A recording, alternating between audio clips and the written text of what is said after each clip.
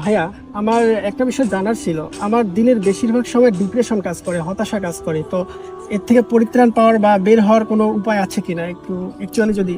আচ্ছা, খুবই সুন্দর একটা প্রশ্ন। হ্যাঁ, জি। তো আমাদের ভাইয়া যে প্রশ্নটা করলেন, এই প্রশ্ন কিন্তু আমাদের অধিকাংশ মানুষের, আপনার প্রশ্ন, ঠিক আছে? তো আমি জানি এই যে প্রবলেমটা, এই প্রবলেমে কিন্তু আমি নিজেও আছি, ভুক্তভোগী। ডিপ্রেশন ছাড়া মানুষ আপনি খুঁজে পাবেন, হতাশা ছাড়া, প্রবলেম ছাড়া মানুষ আপনি খুঁজে পাবেন না। কোনো না কোনো প্রবলেম কিন্তু আছে।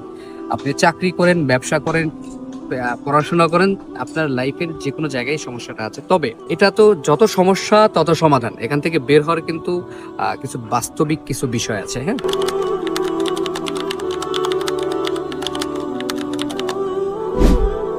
তো চাকরি চলে গেছে, কোনো ম্যাটার না। আপনার বিজনেসে আপনি লস করেছেন, কোনো বিষয় না। ইসমেবি খায়রে, এর থেকে ভালো কিছু অপেক্ষা করছে।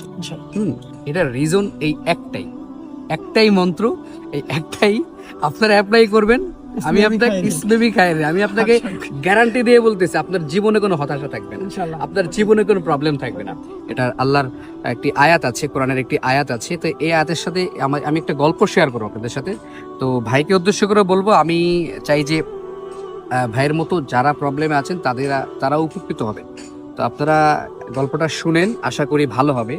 হতে পারে এই গল্পটা আপনার লাইফ চেঞ্জিং গল্প হতে পারে। হ্যাঁ, তো আমিও কিন্তু গল্পটা কোনো এক জায়গায় শুনেছি, এরপর থেকে আমার লাইফ চেঞ্জ হয়ে গিয়েছে। চেঞ্জ হয়ে গেছে মিনস আমি এখন আমার কোনো সমস্যা, আমার কাছে সমস্যা মনে হয় না। যদি পাহাড় সম প্রবলেম হয়, আমি এটা খুব স্বাভাবিকভাবে, খুব অল্প সময়ের মধ্যে এটা আমি এখান থেকে ওভারকাম করতে পারি। এই কনফিডেন্স আমার বিল্ড হয়ে গেছে। তো আপনারা যদি মনে প্রাণে ধারণ করতে পারেন আমার এই কথাটা, তাহলে আশা করি আপনারও আমার জায়গায় চলে আসতে পারবেন। তো শেয়ার করি, সেটা হলো একটা শব্দ আছে, ইস মে ভি খায়ের হে। তো এটা উর্দু শব্দ। তো এটার এই মানে অর্থ হলো যে বিষয়টা এমন যে যেটাই ঘটে বান্দার মঙ্গলের জন্য ঘটে। তো আপনার সাথে যেটাই ঘটবে, ভালো হোক মন্দ হোক, মানে এনি ঘটনা যেটা হোক, বান্দার মঙ্গলের জন্য ঘটে, আপনার মঙ্গলের জন্য ঘটবে। তো এটার গল্পটা এমন, এক রাজা ছিল।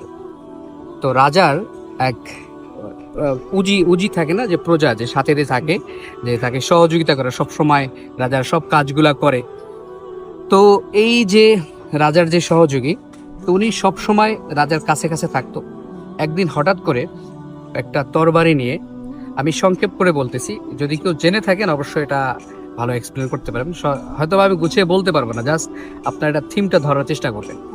তো ওই যে আপনার রাজার যে খুব ঘনিষ্ঠ, তিনি তরবারি নিয়ে